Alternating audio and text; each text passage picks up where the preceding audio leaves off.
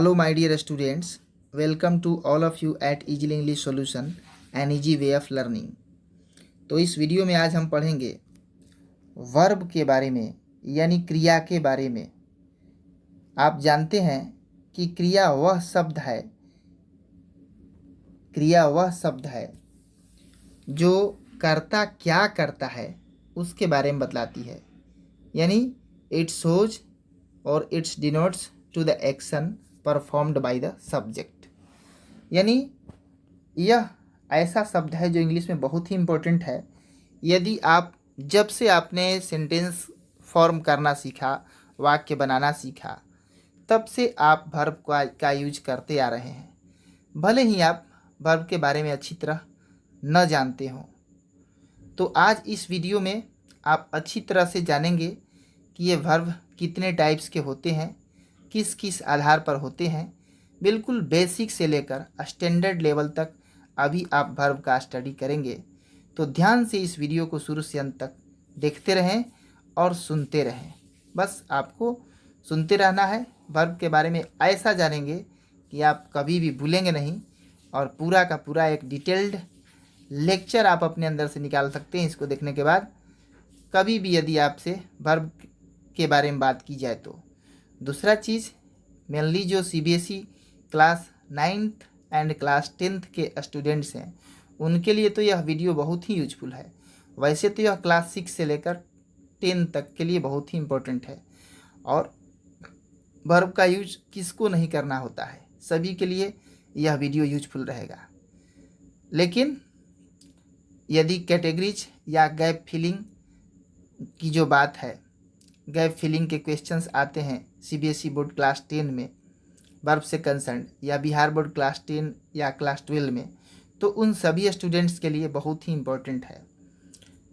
तो आप ध्यान से अच्छी तरह से वर्ब को आज समझेंगे।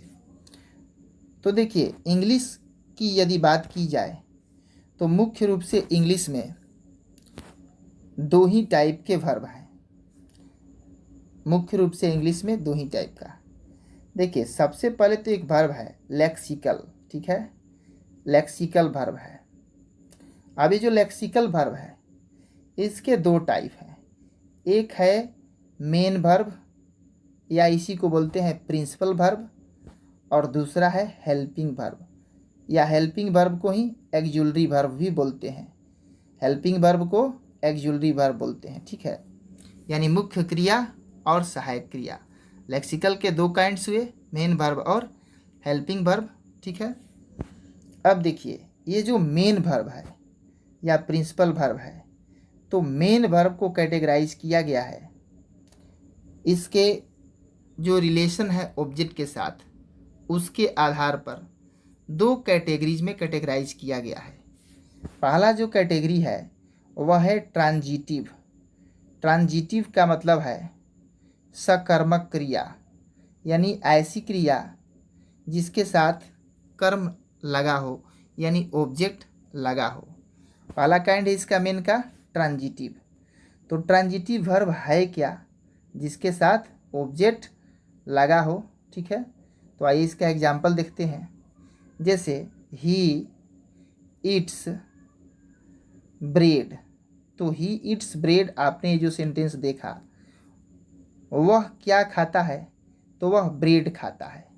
यानी ये जो वर्ड है ब्रेड, यह क्या का आंसर देता है, व्हाट का आंसर देता है। तो यह ऑब्जेक्ट हुआ, ब्रेड क्या हुआ? ऑब्जेक्ट हुआ। तो यहाँ जो वर्ब का यूज किया गया है इट्स का, यह क्या हो गया? तो ट्रांजिटिव वर्ब हो गया, क्योंकि यहाँ पर इसके साथ ऑब्जेक्ट आया हुआ है इसलिए, ठीक है।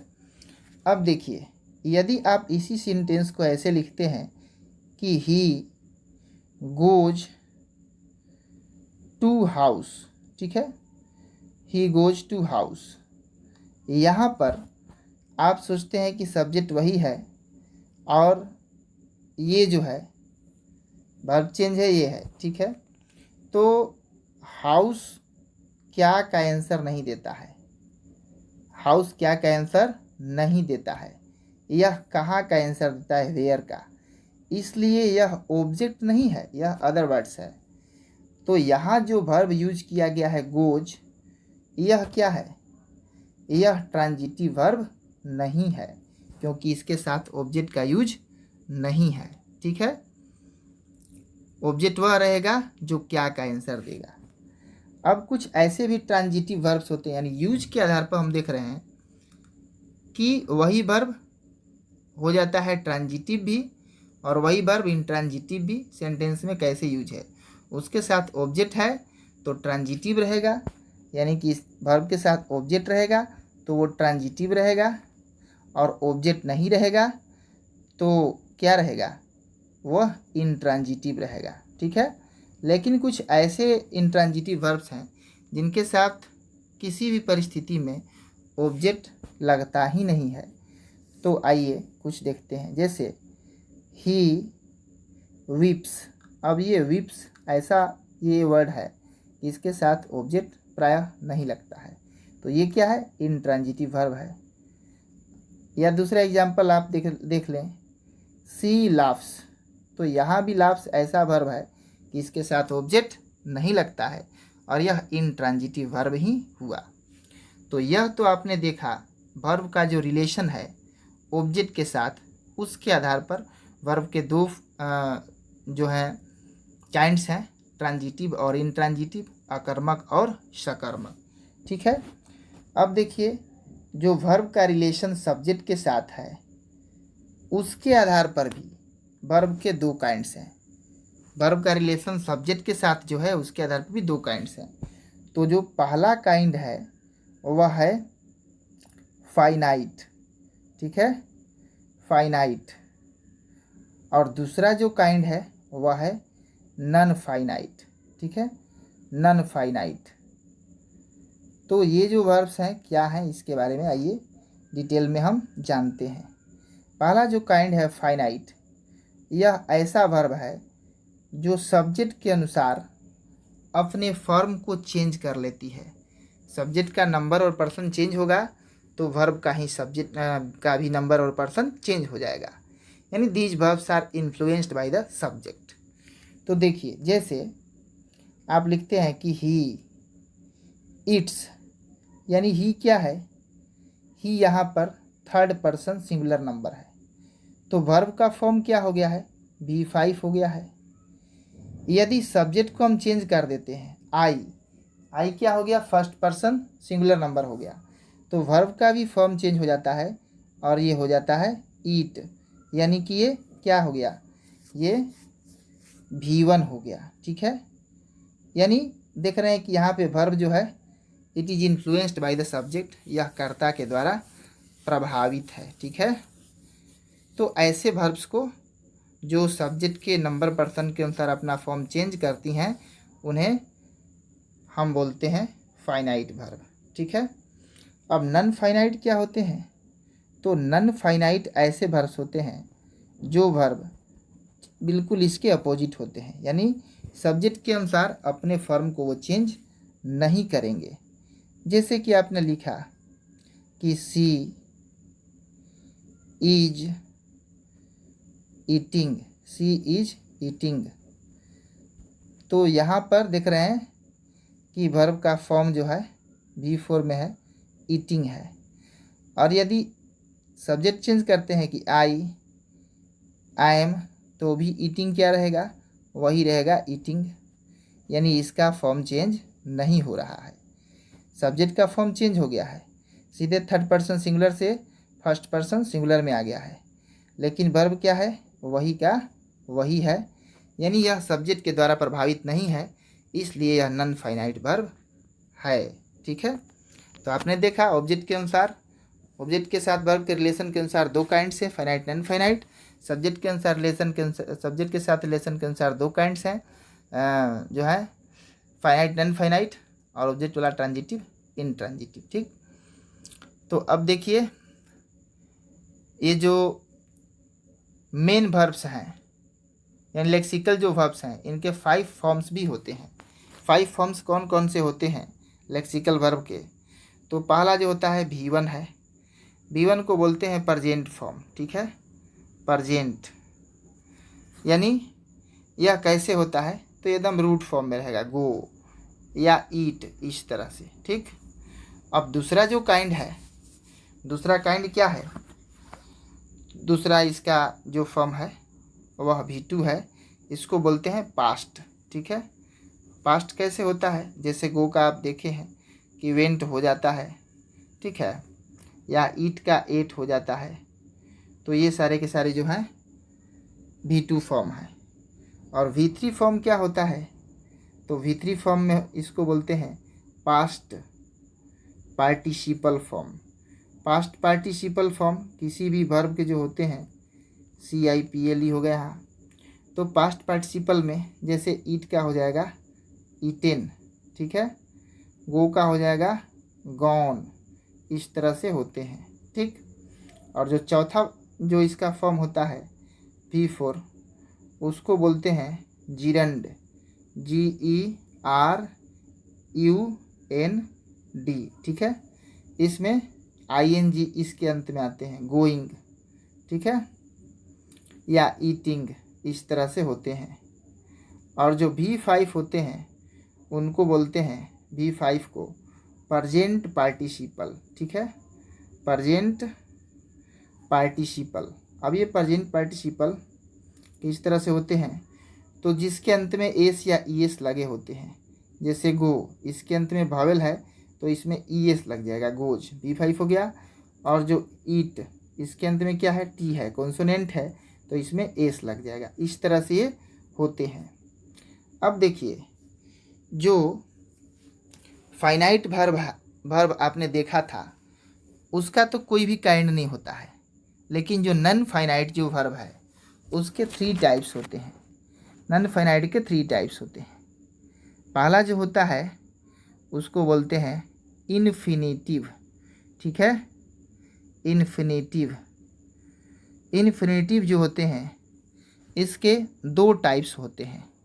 पहला टाइप का नाम है बेयर इन्फिनेटिव और दूसरा टाइप का नाम है टू इन्फिनेटिव। बेयर इन्फिनेटिव क्या होता है, तो model plus V1, model plus V1। और टू इन्फिनेटिव क्या होता है, तो 2 प्लस V1। अब ये कैसे होते हैं, आइए थोड़ा डिटेल में समझते हैं। जैसे कि आपने लिखा he can do this work, he can do this work. ठीक है, तो इस सेंटेंस में आप देख रहे हैं कि कैन डू, ये जो वर्ब आया है, कैन क्या है, तो मोडल वर्ब है। ठीक है, और डू क्या है, V1 में है, डू V1 में है, तो मोडल प्लस V1 है, इसलिए यह बेयर इन्फिनेटिव है। Can do, will play, shall go इत्यादि, ये सारे मॉडल हैं, can, shall, will, would, may, might इत्यादि। तो इनके बाद V1 फॉर्म में जो वर्ब आकर रहेगा, इनके बाद जो भी वर्ब आएगा, पहले तो ये जान लीजिए कि मॉडल के बाद आने वाले वर्ब हमेशा V1 फॉर्म में ही रहेंगे। और जब भी इस तरह से बनेगा पेयर मॉडल प्लस V1, तो वह बेयर इन्फिनेटिव कहलाएगा। और दूसरा था टू इन्फिनेटिव। तो टू इन्फिनेटिव में क्या है, जैसे he likes to play, he likes to play, यहाँ पर आप देख रहे हैं कि टू के जस्ट बाद ये वर्ब आया है, तो ये भी नियम है कि टू के बाद आने वाला वर्ब V1 में ही रहता है और वह टू इन्फिनेटिव कहलाता है। टू के जस्ट बाद आया है इसलिए ये क्या है, V1 में है, और ये है टू इन्फिनेटिव का एग्जाम्पल। ठीक है, तो इन्फिनेटिव आपने देखा, इसके 2 काइंड्स हैं, बेयर इन्फिनेटिव और टू इन्फिनेटिव। और उसके बाद जो है दूसरा काइंड है नन फाइनाइट का पार्टिसिपल। पार्टिसिपल बहुत तरह के होते हैं, बहुत तरह के होते हैं, लेकिन मुख्य रूप से इसका प्रेजेंट पार्टिसिपल और पास्ट पार्टिसिपल काइंड होता है। ठीक है, प्रेजेंट और पास्ट पार्टिसिपल। अभी आपने देखा कि प्रेजेंट पार्टिसिपल का एग्जाम्पल क्या है, तो प्रेजेंट पार्टिसिपल का एग्जाम्पल V5 वाला आपने देखा था, जैसे कि ही गोज, यह प्रेजेंट पार्टिसिपल है। ठीक है, और पास्ट पार्टिसिपल में V3 वाला, जैसे कि ही हैड ईटेन। ठीक है, तो ये पास्ट पार्टिसिपल है, ठीक। और तीसरा काइंड क्या है, तो तीसरा काइंड है जिरंड।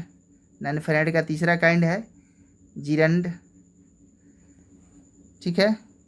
इन्फिनेटिव के ये सब काइंड है नॉन फाइनाइट में, इन्फिनेटिव पार्टिसिपल्स जिरंड। और ये सारे के सारे नॉन फाइनाइट इसलिए हैं क्योंकि सब्जेक्ट के अनुसार अपने फॉर्म को ये चेंज नहीं करते हैं।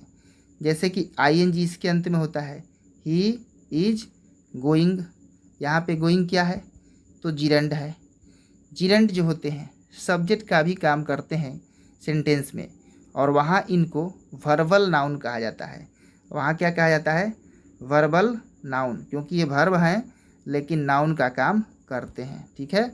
जैसे playing, playing is good, playing is good exercise. आपने सेंटेंस देखा तो यहाँ पर क्या है, यहाँ पर प्लेइंग जो है यह सब्जेक्ट का काम कर रहा है, और सब्जेक्ट में नाउन होता है प्रायः, इसलिए यह नाउन का काम कर रहा है, वर्बल नाउन।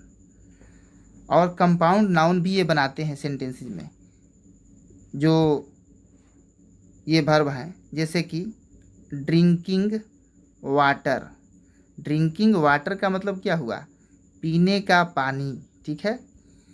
तो यहाँ पर एक तरह से ये एडजेक्टिव का काम कर रहा है, ये जो नाउन है पानी वाटर, इसको क्वालिफाई कर रहा है।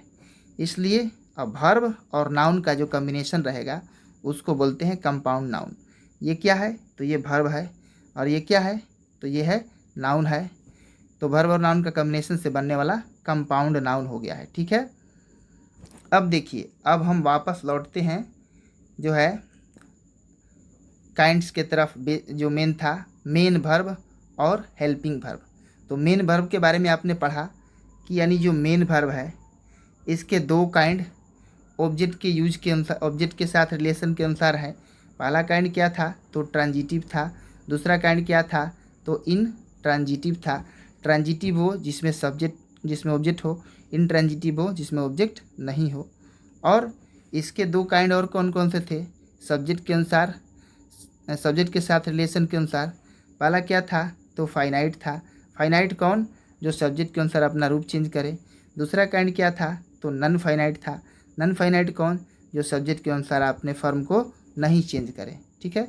नन फाइनाइट के तीन काइंड थे, कौन कौन थे, तो इन्फिनेटिव, इन्फिनेटिव के दो काइंड थे, बेयर इन्फिनेटिव और to infinitive, model plus V1 to plus V1। और तीसरा थे पार्टिसिपल, दूसरा था participle, present participle, past participle. तीसरा था जिरंड, ठीक है, आईएनजी फॉर्म वाला। अब देखिए हेल्पिंग वर्ब में आते हैं। मेन वर्ब हमने पढ़ लिया लेक्सिकल का फर्स्ट काइंड। हेल्पिंग वर्ब जो होता है, हेल्पिंग वर्ब के दो काइंड्स होते हैं। पहला जो होता है काइंड उसको बोलते हैं primary, primary auxiliary, primary auxiliary, ठीक है। प्राइमरी एक्जुलरी में कौन कौन से वर्ब आते हैं, तो जितने भी ये सब हैं हेल्पिंग वर्ब जो सेंटेंस बनने में सहायता करते हैं मेन वर्ब का, जैसे कि is, am, are, was, were, has, have और हैड, ये सब क्या हैं, ये सब प्राइमरी एक्जुलरी के एग्जाम्पल हैं। ये सारे के सारे जो वर्ब्स हैं प्राइमरी एक्जुलरी हैं, ठीक है। ये सब हैं प्राइमरी एक्जुलरी। और दूसरा काइंड क्या होता है हेल्पिंग वर्ब का, तो हेल्पिंग वर्ब का पहला काइंड है प्राइमरी एक्जुलरी और दूसरा काइंड है मोडल एक्जुलरी, ठीक है। Model auxiliary, model auxiliary, model auxiliary जो होता है इसके एग्जाम्पल्स कौन कौन से हैं, तो इसके एग्जाम्पल हैं जैसे can, could, may, might, will, would, और भी हैं shall, should, must, ought to, OUGHT, ought to, और नीड, टू और डेयर, ये सारे के सारे मॉडल एक्सुलरीज हैं। मॉडल एक्सुलरीज के अपने कुछ खास फंक्शंस होते हैं और ये खास चीज़ों को डिनोट करते हैं। डिटेल्ड में हम इसके बाद एक वीडियो अपलोड करेंगे, तो वो मॉडल एक्सुलरी का वीडियो होगा। तो मॉडल वर्ब्स को उसमें डिटेल्ड में हम ये सारे जो मॉडल वर्ब्स अभी लिखे हैं इन सब के फंक्शंस को हम लोग पढ़ेंगे कि कैन क्या क्या करता है, यानी कि इस तरह का फीलिंग डिनोट करता है, कुड क्या डिनोट करता है, मे, माइट, शैल, शुड, इन सब के बारे में पढ़ेंगे। ठीक है, तो मैं आशा करता हूँ, हमको तो यही लग रहा है कि आप बहुत अच्छी तरह से ये वर्ब्स को समझ चुके हैं, इसका पूरा हिस्ट्री एकदम समझ चुके हैं। और वीडियो बहुत अच्छा यदि लगा है तो आप अपने फ्रेंड्स को भी शेयर करें और उन्हें भी बताएं। और ये सारे के सारे जो स्टूडेंट्स हैं क्लास 6 से लेकर के बिल्कुल 12 क्लास तक, सबके लिए यह बहुत ही यूजफुल वीडियो है। देखने के लिए बहुत बहुत धन्यवाद। जो भी सजेशन हो आप कमेंट में लिख सकते हैं। आपको किसी कंसर्न टॉपिक से किसी टॉपिक से कंसर्न वीडियो चाहिए तो आप उसके बारे में लिख सकते हैं, उसको हम अवश्य ही बनाने का प्रयास करते हैं। बहुत बहुत धन्यवाद।